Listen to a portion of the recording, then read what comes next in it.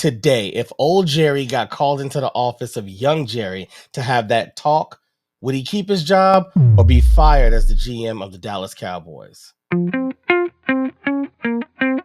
In 1989, 46-year-old Jerry Jones purchased the Dallas Cowboys for $140 million, a record at that time for an NFL team purchase. He acquired the team from then-owner H.R. Bum Bright. The purchase included the team, the Texas Stadium, and $15 million in player contract debt. The team was reportedly losing $1 million a month when Jerry took ownership. He believed he could fix the team's issues and bring them back to prominence. Once he took the reins, Jones immediately fired legendary head coach Tom Landry, a longtime Dallas fixture, and replaced him with his college teammate Jimmy Johnson. Okay, here's where it gets interesting. Jerry fired Tom Landry primarily because he felt Landry's methods had become outdated. He publicly stated that Landry was too old and not winning.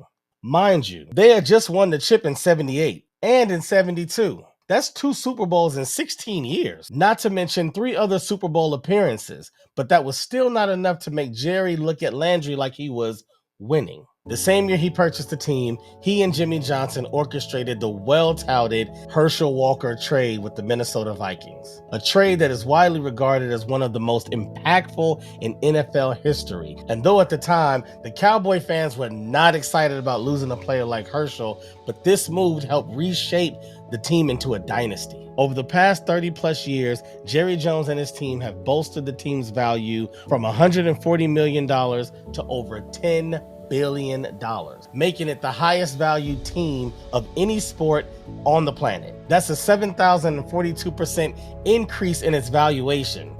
Great business. Okay, how did he do it? Well, overall, he transformed the team into a global brand, securing lucrative sponsorships, pioneering stadium-based revenue streams, and leveraging media deals.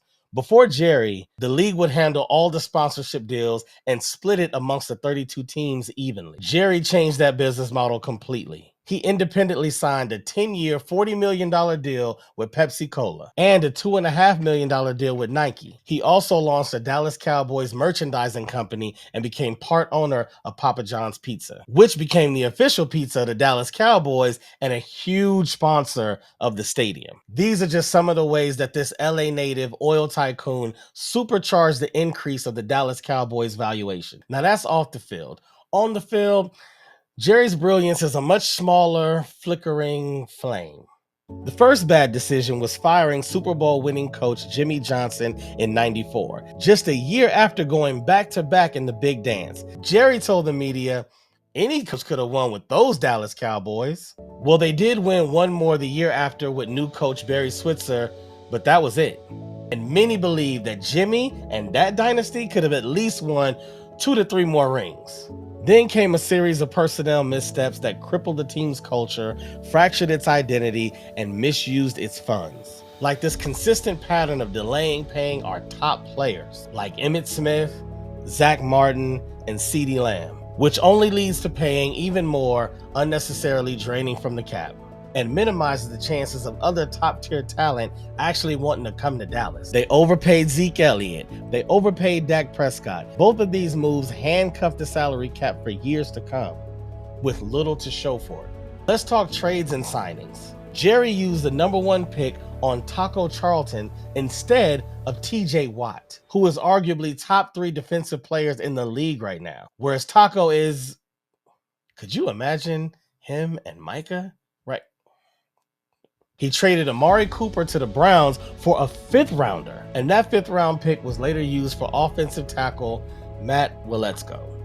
Now, what makes that trade so bad is that other top tier receivers like Amari, those teams were getting 1st round draft picks and other high draft picks along with it.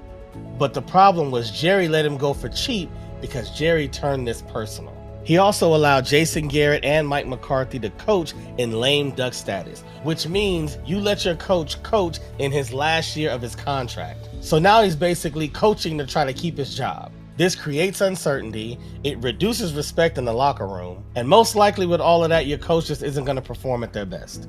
And now, of course, we're all in the midst of the whole Micah debacle. It's the same thing all over again. Okay, here's the last thing. Jerry insists on being owner and general manager, which maybe doesn't sound like a bad choice, seeing that he was owner and general manager when they won the 3 Super Bowls. But here's the problem. Times change. Things change. Let's look at our division. In the last 3 decades, the New York Giants have had 4 different GMs and they've won 2 Super Bowls.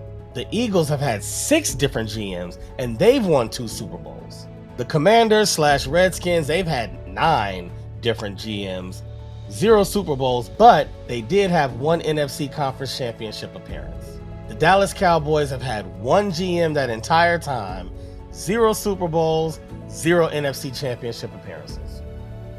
All right, so before we go blaming Jerry for all the losses and all the failed championship appearances, the GM's job is to put together a championship caliber team, which Jerry has done again and again.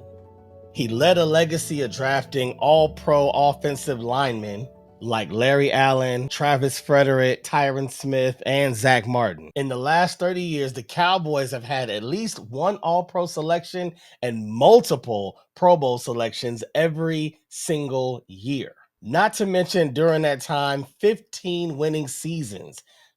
I mean, I guess that also means 15 losing seasons, and on top of all that, during that time, they've seen 4 players plus Jerry himself be inducted into the NFL Hall of Fame. But during those winning seasons, that's what makes Cowboy fans so frustrated. Des got it. Because they had opportunities. There's been so many missed opportunities. Des got it.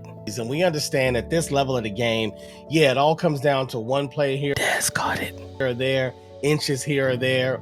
We get it.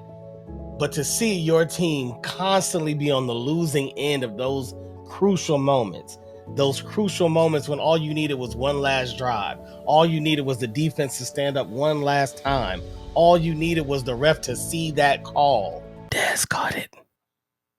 Financially, the team is doing better than ever, but it is no longer viewed as a winning organization. So how long will those evaluations hold steady? Because in sports, the money follows the winners.